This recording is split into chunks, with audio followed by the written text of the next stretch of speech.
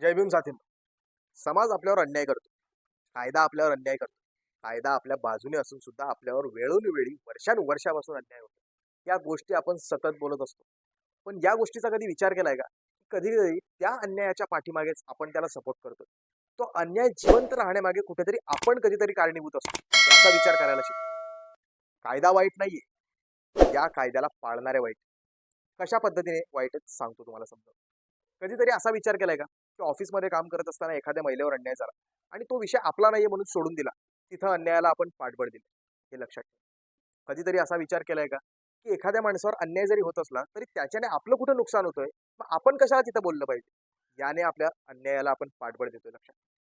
बाबासाहेब आंबेडकर म्हणतात, तुम्ही जर का सुशिक्षित झालेले असाल, शिकलेले असाल, तर इतरांवर झालेला अन्याय तुम्हाला दिसला पाहिजे आणि त्या अन्यायाविरोधात तुम्हाला बोलता आलं पाहिजे. बाबासाहेबांच्या संपूर्ण जीवनाचा अभ्यास करा.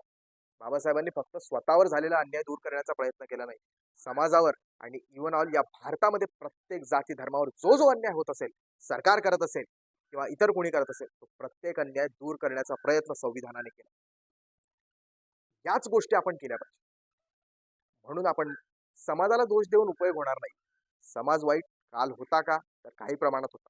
समाज आज वाईट आहे का? तर काही प्रमाणात आहे. काही लोक असतात जे चांगल्या विचाराचे असतात, काही लोक वाईट विचाराचे असतात.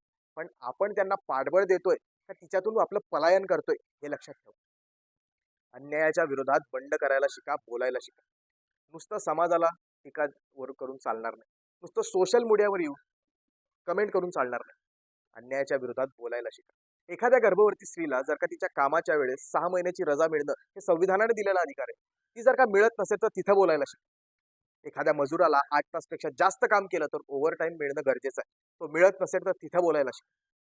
हे जोपर्यंत आपण शिकत नाही, तोपर्यंत समाजाची प्रगती होऊ शकत नाही. आपण असं म्हणणं चुकीचं आहे मग, की अन्याय होतोय. अन्यायाला पाठबळ देणारे आपण आहोत एवढं लक्षात ठेवा. अशाच विचारांसाठी बाबासाहेबांचे विद्यार्थी घडवण्यासाठी चॅनल सबस्क्राईब करा, शेअर करा, लाईक करा आणि तुम्हाला याच्याबद्दल काय वाटतं कमेंटमध्ये सांगायला विसरू नका. धन्यवाद. जय भीम.